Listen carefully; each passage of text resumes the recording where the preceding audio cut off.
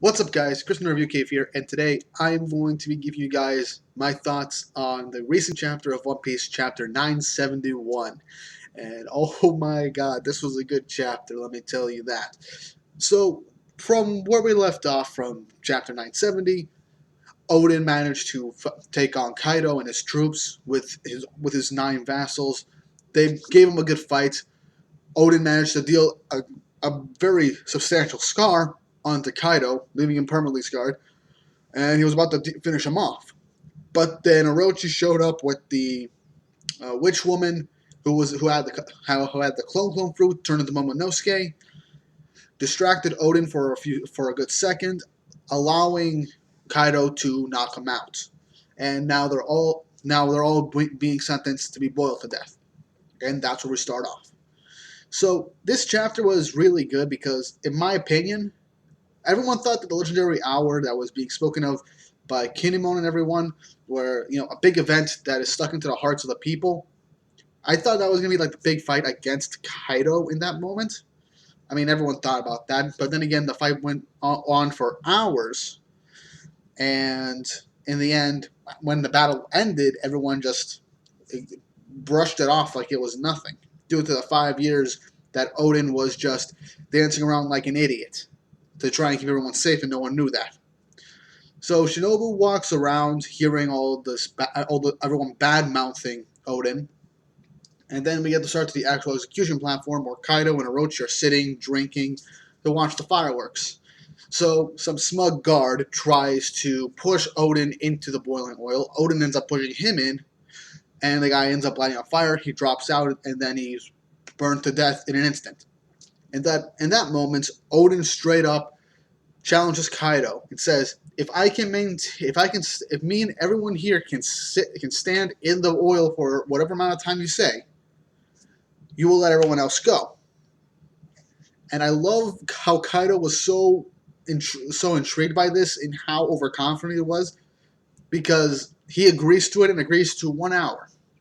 So this boiling oil thing is in fact the legendary hour. Now, the whole thing about the being in the pot is essentially, technically, they're supposed to be in the pot of boiling oil. But Odin was smart about this. He got in first, pulled up a giant wooden plank above his head, and told everyone to get on it. And since technically they were in the pot of boiling oil, it fell into the parameters of the deal he made with Kaido. So, honestly, that was clever. And the fact that Odin was able to stay in that pot of boiling oil, as it was basically burning his flesh, from what we can see, and the heat was enough to make everyone else feel like that they were burning up just by standing on the plank. And the reactions of everyone around, honestly, you gotta feel for the guy. He was suffering for everybody for 5 years for nothing in return, and then everyone just turns his back on him and starts laughing at everything he's doing, calling him a fool of a lord, an idiot, stuff like that. And that's when Shinobu ends up just punching a guy down on the ground and then spouts off the truth right in the middle and says why Odin was doing everything and why he was acting like a fool up until he realized that what he was doing was for nothing. Basically telling everyone that everyone in this country should be grateful to Odin, because if it wasn't for him, Orochi would have ran everyone into the ground, gotten everybody killed, and destroyed the entire nation, pretty much. So, yeah, that's pretty much where the chapter ends off. Not too much happens.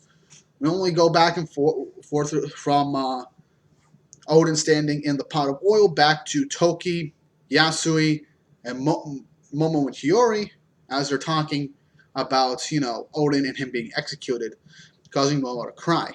Now, here's the thing. We know that that from what we can tell, everyone survives, for the most part. So we can tell that what happens ends up succeeding. Or does it? You see, this is the whole part of the video. Now look, not too much happened, in my opinion, in this chapter for me to drag out the conversation for a good 10 minutes or so. So for the rest of this video, I'm going to be speculating what the next chapter will happen. Now, obviously, my next video will probably end up coming out a day or two after.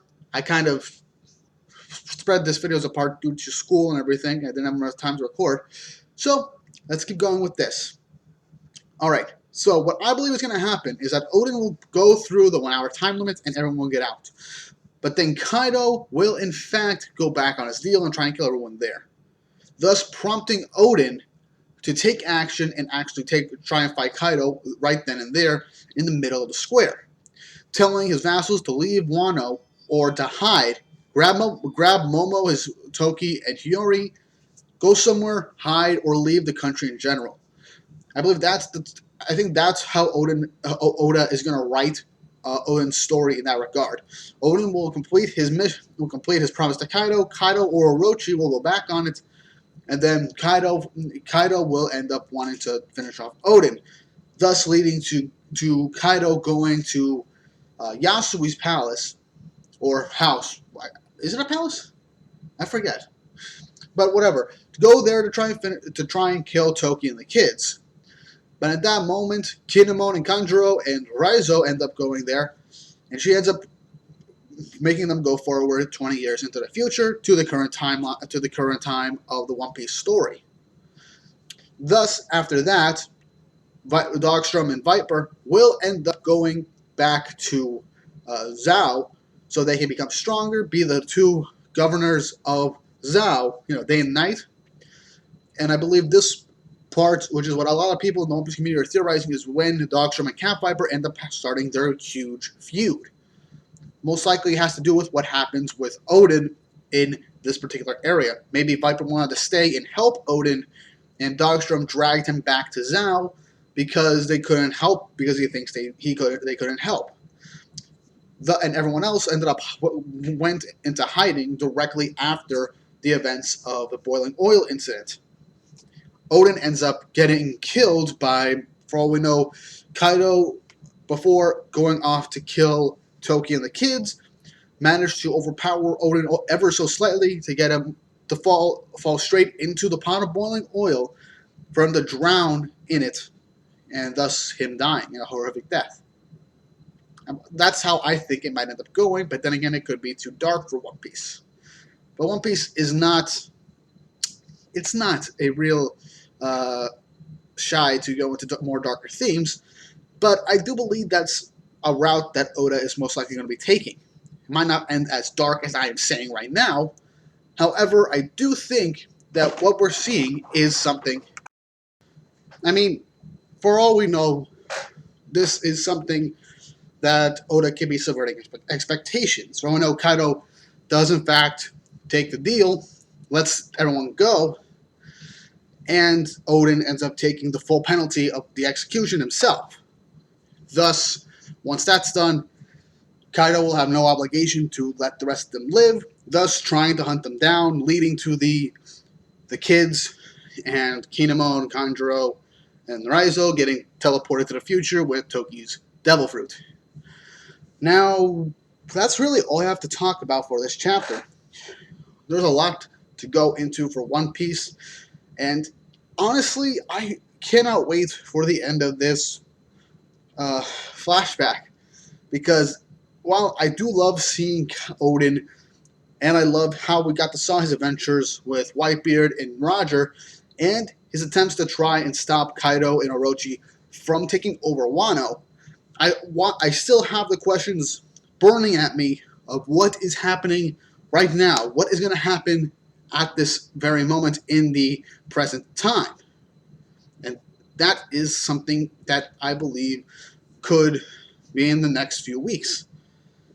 Now, like I said in my previous video, 2 to 3 chapters is probably for how long it's going to take for this flashback arc to finish.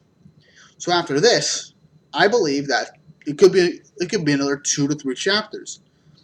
Oda likes to take his time when it comes to these flashback arcs as of late, because it helps with these characters. It helps flesh out the main story of the world, as well as how the arc is going to shape up. So, will I believe that it'd be a good idea if the flashback to end in the next 2 chapters? I'd be okay with it as long as it has enough information to satisfy all the readers, which, let's face it, Oda has never really disappointed in that regard. But yeah, I got nothing else to talk about. The Legendary Hour, while it was not as a grand spectacle like I was expecting, it could end up being that in the next chapter. So, what do you guys think? Was this the most hyped chapter of this flashback, or was the whole reveal of what the Legendary Hour was a little underwhelming? Let me know in the comments down below, and don't forget to hit that like button, subscribe, hit the notification bell to be notified whenever I make new videos. And if you enjoy me doing these non-edited manga review videos, then again, leave a like to let me know. And if there's other manga you want me to talk about, just let me know, and I will most likely look into it. So yeah, that's pretty much it. Hope you guys have an awesome day. See you guys around.